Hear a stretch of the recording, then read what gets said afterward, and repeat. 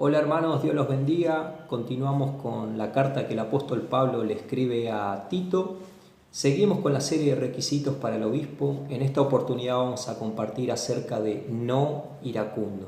Nuestro hermano Nahuel había comenzado esta serie con la palabra irreprensible. Luego nuestro hermano Saúl compartió acerca de marido de una sola mujer. Y hace ya 15 días nuestro hermano Andrés compartió acerca de no soberbio. Quería que recordemos que estas características no solo las deben anhelar los que desean ser ancianos, obispos o pastores, la palabra que conocemos nosotros mejor, sino que todos los hijos e hijas de Dios debiéramos procurar crecer en este sentido. Estas características que menciona Pablo a Tito en capítulo número 1 de Tito, versículos 6, 7, 8 y 9, no definen a un pastor, sino a un cristiano maduro. Y justamente un cristiano maduro, hombre, es el que la palabra de Dios, o sea, Dios le permite que dirija una iglesia. En contraste, si quien dirige una iglesia no tiene estas características que Pablo le marca a Tito, bueno, no está autorizado por Dios para dirigir tal iglesia, porque es necesario que sea, le dice Pablo a Tito, es necesario que sea irreprensible y continúa con las demás características. No es opcional, no es que es algo irrelevante, no importa si eso no es, no, es necesario que sea, no es opcional. El obispo, el anciano, el pastor tiene que tener las características que Pablo le menciona a Tito en el capítulo número 1. Como recién mencioné, hoy vamos a reflexionar acerca de no iracundo. Creo que lo mejor que podemos hacer es comenzar respondiéndonos dos preguntas. ¿Qué es la ira y por qué es importante abordar el tema, ¿no? Este tema de la ira, de ser iracundo? Y bueno, la respuesta número 1, ¿qué es la ira? La ira es una emoción muy, pero muy fuerte. Seríamos deshonestos, seríamos hipócritas si dijésemos que hace ya rato no experimentamos la ira o el enojo. Lo cierto es que es una pasión desordenada en nuestro corazón que a veces brota, ¿no? Es una emoción muy fuerte. Y el diccionario de la Real Academia Española define la ira como una pasión del alma que causa indignación y enojo, un apetito o deseo de venganza. Y la respuesta número 2 a la pregunta ¿por qué debiéramos abordar este tema? Bueno, es un tema muy importante, la ira, ¿no? Y básicamente el Señor nos manda a que lo amemos a Él por sobre todas las cosas y a nuestro prójimo como a nosotros mismos. Y si la ira está de continuo en nosotros, esto entorpece nuestras relaciones personales. Punto número 1, la ira entorpece nuestras relaciones personales y por ende no podemos cumplir con el mandamiento de Dios de amarle y de amar a nuestro prójimo. Punto número 2, la ira impide la intimidad y la armonía dentro del matrimonio, ¿no? A los que están casados, bueno, la ira, el enojo impide una intimidad profunda, una armonía en el matrimonio. Proverbios capítulo 22, versículo 24 dice: no te entremetas con el iracundo, ni te acompañes con el hombre de enojos. También la ira aflora en el corazón de las mujeres. Recién leíamos Proverbios y hablaba puntualmente de un hombre, pero Proverbios capítulo 21 ahora, versículo 19 dice: mejor es morar en tierra desierta que con una mujer rencillosa e iracunda. O sea que la ira no solamente está en el corazón del hombre, sino que también en el corazón de la mujer. Y yo me pregunto, ¿habrá una sociedad más íntima que la del matrimonio? ¿Habrá algo más doloroso que estar casado con una persona iracunda? Fíjense si no es importante abordar el tema de la ira, tanto en el matrimonio como a nivel eclesiástico, como a nivel personal, ¿no?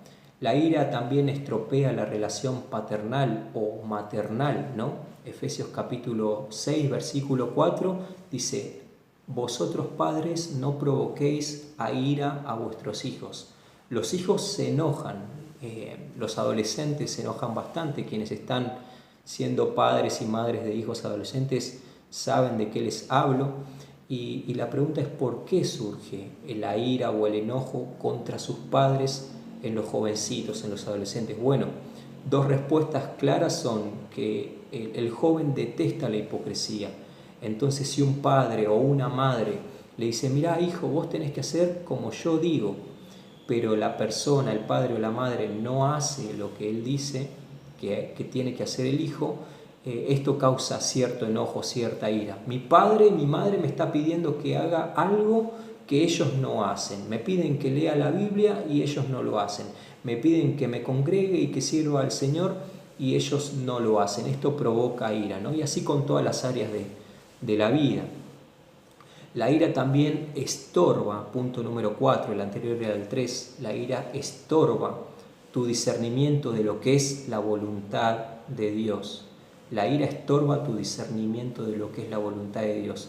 Santiago 1:20, capítulo 1, versículo 20 dice, porque la ira del hombre no obra la voluntad de Dios. Cuando el hombre está enojado, difícilmente esté haciendo lo que Dios quiere.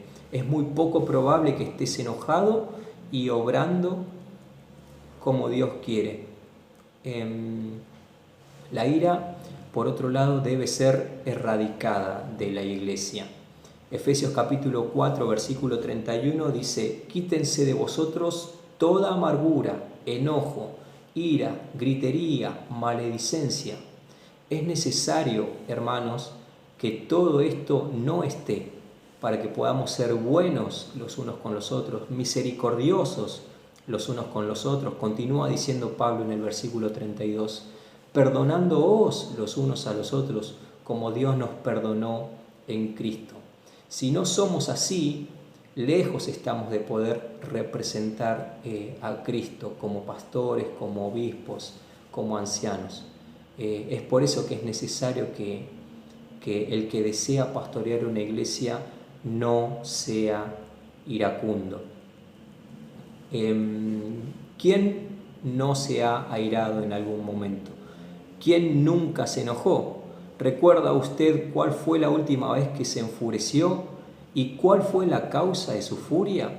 Espero que esto no sea muy frecuente en nuestras vidas. De hecho, debemos anhelar crecer en este sentido y abandonar la ira, buscar la paz, ¿no? Buscar la paz para con los hombres, estar bien con todos dentro de lo posible y que tengamos vagos recuerdos de cuando nos enojábamos.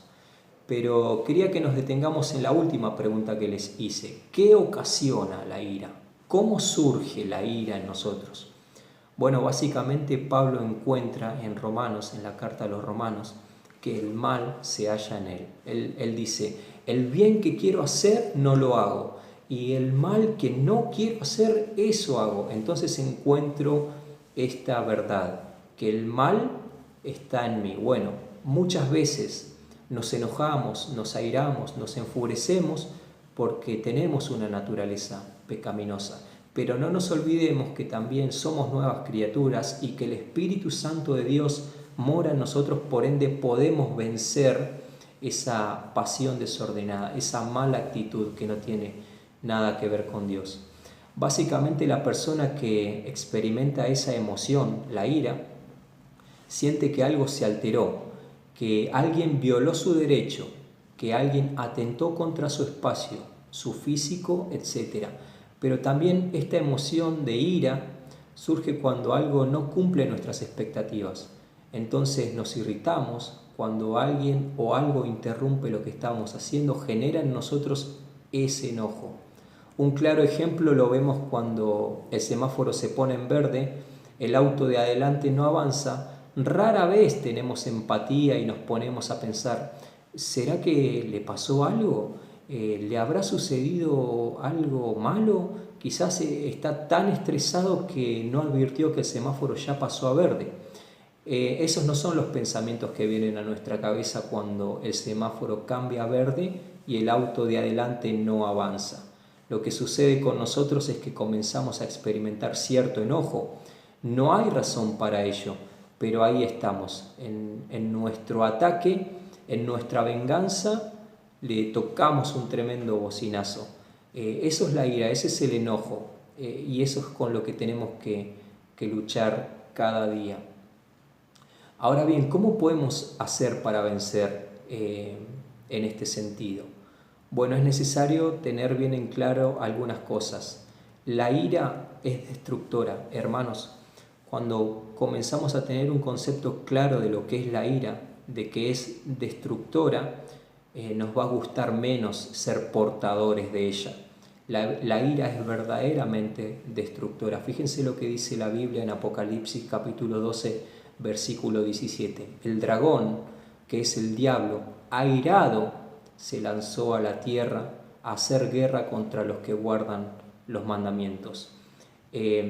La ira es el motor destructor que no está bueno que experimentemos. Los fariseos, llenos de ira, apedrearon a Esteban. Hechos capítulo 7. Los fariseos se enfurecieron, se llenaron de ira. La ira los dominó y ellos accionaron de esa manera. Acabaron con la vida de Esteban. No es bueno que pasemos tiempo en ese estado, en un estado de ira, en un estado de enojo. Mucho menos días, mucho menos semanas, mucho menos meses y mucho menos años. No podemos estar años enojados, años airados, ni con una situación ni con una persona. Debemos ser diligentes, hermanos, y acá está la respuesta para empezar a crecer. Debemos ser diligentes en arreglar las cuestiones de nuestro corazón que provocan que uno se enoje. No se ponga el sol sobre vuestro enojo, dice Efesios capítulo 4, versículo 16. La empatía, hermanos, la empatía, el ponerse en el lugar del otro, el amor y la misericordia nos van a ayudar en las circunstancias que atentan contra la paz que hay en nuestro corazón. Hermanos, recuerden por favor que enojarse, airarse, es comenzar a transitar el camino del asesinato. Aunque les parezca sorprendente, la Biblia nos dice que quien se enoja contra su hermano ya cometió asesinato en su corazón. Solo restarían algunos pasos más para concretar el ilícito. Por otro lado, la empatía y el poder ponerse en los zapatos del otro, el amarle y el tener misericordia, aunque no lo merezca, nos van a ayudar en las circunstancias que atentan contra la paz de nuestro corazón. No nos conduzcamos con la ira, arrepintámonos constantemente de esta actitud y crezcamos en el Señor, en el conocimiento de su persona, que es manso y humilde de corazón, para poder vencer de una vez esta actitud. Dios los bendiga, hermanos, y nos vemos en la próxima.